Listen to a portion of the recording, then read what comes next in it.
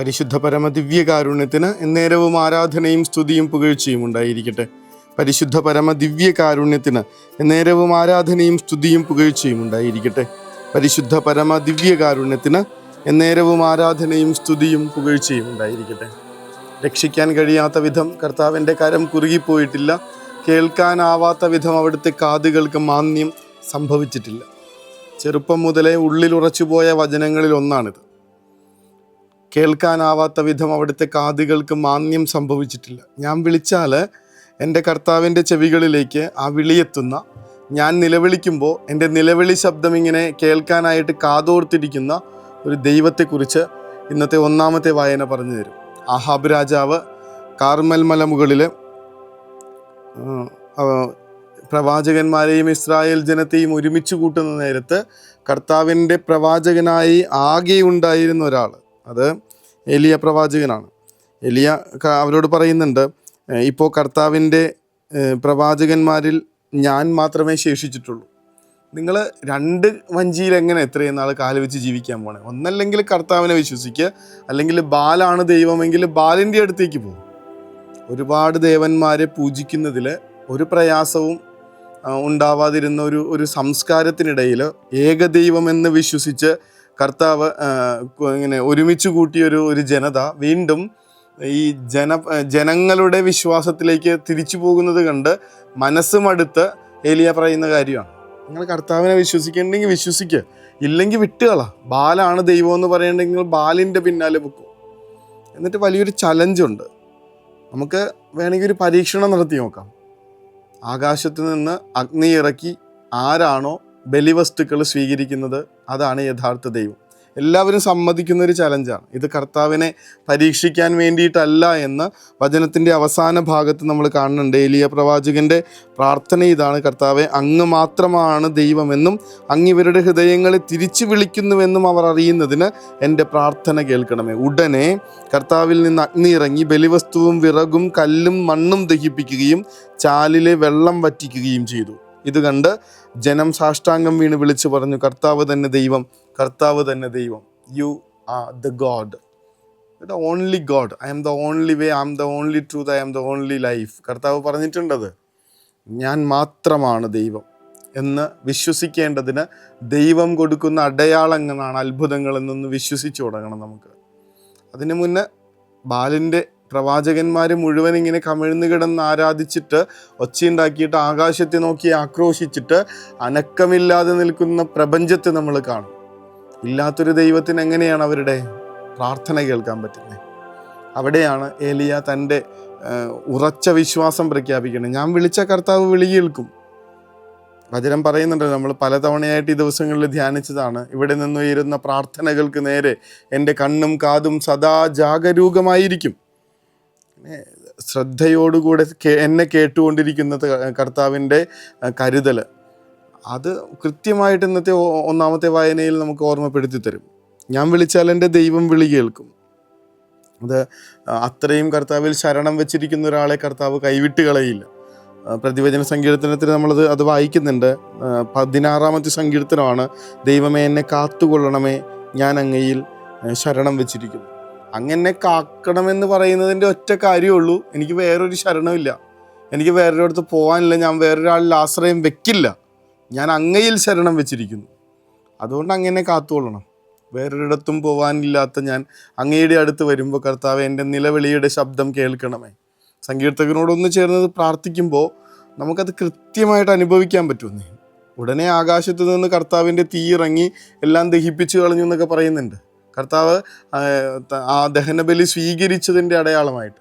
അത് വെറുതെ കർത്താവിനെ പരീക്ഷിക്കാൻ വേണ്ടി ഏലിയ ചെയ്തതല്ല, നേരെ മറിച്ച് കർത്താവ് മാത്രമാണ് ദൈവമെന്ന് മനുഷ്യർക്ക് ബോധ്യപ്പെടുത്തി കൊടുക്കാൻ, എന്നിട്ട് അവരുടെ മനസ്സുകളെ കർത്താവിങ്കിലേക്ക് തിരിക്കാൻ.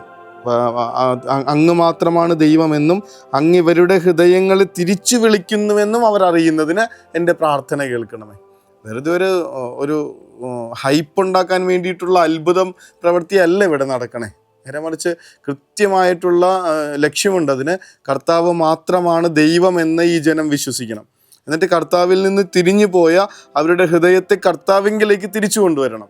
കം ബാക്ക് എന്ന് പറഞ്ഞ് നിൽക്കുന്ന കർത്താവ്, ആ കർത്താവിങ്കിലേക്ക് കടന്നു ചെല്ലാനായിട്ട് കർത്താവ് സ്വർഗം കൊടുക്കുന്ന ഒരു അടയാളം, അത്രയേ ഉള്ളൂ. അത്ഭുതങ്ങളുടെ പിന്നാലെ പായാനല്ല, നേരെ മറിച്ച് ആ തമ്പുരാനിൽ മനസ്സുറപ്പിക്കാനാണ് ഈ ഒരു വചനഭാഗം നമ്മളെ ഓർമ്മപ്പെടുത്തിക്കൊണ്ടിരിക്കുന്നത്. തമ്പുരാനെ, പ്രയാസങ്ങളുടെ നേരത്തൊക്കെ ഞങ്ങളുടെ നിലവിളിയുടെ സ്വരം ഉയർന്നപ്പോഴെല്ലാം ഞങ്ങളുടെ ജീവിതത്തിലേക്ക് അങ്ങ് കടന്നു വന്നതിൻ്റെ അനുഭവം ഞങ്ങൾക്കുണ്ട്. സ്വർഗത്തിൻ്റെ അഗ്നിയായും സ്നേഹത്തിൻ്റെ തണുപ്പായും ഞങ്ങളെ പൊതിഞ്ഞത് ഞങ്ങൾ അറിയുന്നുണ്ട്. നടവഴികളിൽ അവർക്ക് കൂട്ടായി മേഘത്തൂണായും അഗ്നിസ്തംഭമായും ഇസ്രായേൽക്കാരെ പരിപാലിച്ചത് കണക്ക് ഞങ്ങളുടെ നിലവിളിയുടെയും വേദനകളുടെയും കഷ്ടപ്പാടിൻ്റെയും ദുഃഖദുരിതങ്ങളുടെയും വഴിയാത്രകളിൽ അങ്ങ് ഇറങ്ങി വന്നതിൻ്റെ ചൂടും വലിയ സ്നേഹത്തിൻ്റെ കരുതലും ഞങ്ങൾ അനുഭവിച്ചറിഞ്ഞിട്ടുണ്ട്. കർത്താവെ, ഇനിയെങ്കിലും രണ്ട് വഞ്ചിയിൽ കാൽ വയ്ക്കാതെ ഏതു നേരത്തും ജീവിതത്തിൻ്റെ ഏതൊരവസ്ഥയിലും അങ്ങിൽ പരിപൂർണമായി ആശ്രയിക്കാനായി, ഒരാളിലേക്കും ഒന്നിലേക്കും ഞങ്ങളുടെ മനസ്സ് തിരിഞ്ഞു പോവാതിരിക്കാനായി കൃപ തരണമേ എന്ന് പ്രാർത്ഥിക്കുക. ഉറച്ചു വിശ്വസിക്കുക. കഴിഞ്ഞ ദിവസം ടോക്ക് കേൾക്കുമ്പോൾ ഡാനിയേലച്ചൻ പറയണത് കേട്ടായിരുന്നു, ഈശോയ്ക്ക് ഏറ്റവും ഇഷ്ടമുള്ളൊരു പ്രാർത്ഥന Jesus I trust in you എന്നുള്ളതാണ്. കർത്താവെ, ഞാൻ അങ്ങയിൽ ശരണം വെച്ചിരിക്കുന്നു. കർത്താവെ, ഞാൻ അങ്ങയിൽ, ഇതാണ് പ്രതിവചന സങ്കീർത്തനത്തിൽ നമ്മൾ കാണുന്നത്. കർത്താവെ, ഞാൻ അങ്ങയിൽ ശരണം വെച്ചിരിക്കുന്നു. അത് തന്നിൽ ശരണം വയ്ക്കുന്നവരെ, തന്നിൽ ആശ്രയം അർപ്പിക്കുന്നവരെ തമ്പുരാൻ കൈവിട്ട് കളയുമെന്നാണ് വിചാരിക്കുന്നത്. ഒരിക്കലും ഉണ്ടാവില്ല. അതുകൊണ്ട് തന്നെ മറ്റൊരിടത്തേക്കും മനസ്സ് തിരിയാനോ കണ്ണ് തിരിക്കാനോ തോന്നാത്ത വിധത്തിൽ എൻ്റെ ഹൃദയം കർത്താവെ അങ്ങിൽ ഉറച്ചിരിക്കട്ടെ. എൻ്റെ മിഴികൾ അങ്ങിൽ മാത്രമായിരിക്കട്ടെ. അതിനു വേണ്ടിയിട്ടുള്ള അനുഗ്രഹം, അതുകൊണ്ടുണ്ടാകുന്ന ശക്തി ജീവിതത്തിൽ ലഭിക്കാൻ വേണ്ടി അപേക്ഷിച്ചുകൊണ്ട് സ്വർഗത്തിൻ്റെ ആശീർവാദത്തിനായി നമുക്ക് മുട്ടിൽ നിൽക്കാം. പരിശുദ്ധ പരമ ദിവ്യകാരുണ്യമേ, അനന്ത സ്നേഹമേ, പരിശുദ്ധ പരമ ദിവ്യകാരുണ്യമേ, അനന്ത സ്നേഹമേ.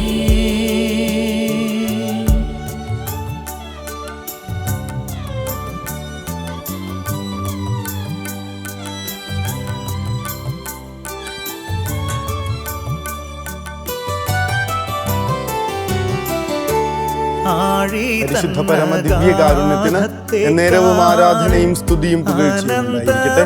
പരിശുദ്ധ പരമ ദിവ്യകാരുണ്യത്തിന് എന്നേരവും ആരാധനയും സ്തുതിയും പുകഴ്ചയുണ്ടായിരിക്കട്ടെ. പരിശുദ്ധ പരമ ദിവ്യകാരുണ്യത്തിന് എന്നേരവും ആരാധനയും സ്തുതിയും പുകഴ്ചയും ഉണ്ടായിരിക്കട്ടെ. കർത്താവിൽ ആശ്രയിക്കുന്നവർക്ക് ഒന്നിനും കുറവുണ്ടാവില്ല. ദൈവമേ, എന്നെ കാത്തുകൊള്ളണമേ, ഞാൻ അങ്ങയിൽ ശരണം വെച്ചിരിക്കുന്നു. ഒന്നിനും കുറവുണ്ടാവില്ലെന്ന് പറഞ്ഞാൽ ഉറക്കത്തിന് പോലും കുറവുണ്ടാവില്ലെന്നൊക്കെ തന്നെ അർത്ഥം. ഒരുപാട് പ്രയാസപ്പെടുന്നില്ലേ? അസ്വസ്ഥതയിലല്ലേ? കർത്താവിൽ ശരണം വയ്ക്കുക. സ്വസ്ഥമായിട്ട് ഉറങ്ങാൻ പറ്റും. ജീവിതം ഇങ്ങനെ സ്മൂത്തായിട്ട് മുന്നോട്ട് പോകണം അറിയാൻ പറ്റും. ഈശോ അനുഗ്രഹിക്കട്ടെ. കരുണതൻ കയർ പിടിച്ച് നയിച്ചിടും സ്നേഹമേ, ദിവ്യകാരുണ്യ സ്നേഹമേ, പരിശുദ്ധ സ്നേഹമേ, പരിശുദ്ധ പരമ ദിവ്യകാരുണ്യമേ, അനന്ത സ്നേഹമേ, പരിശുദ്ധ പരമ ദിവ്യകാരുണ്യമേ, അനന്ത സ്നേഹമേ.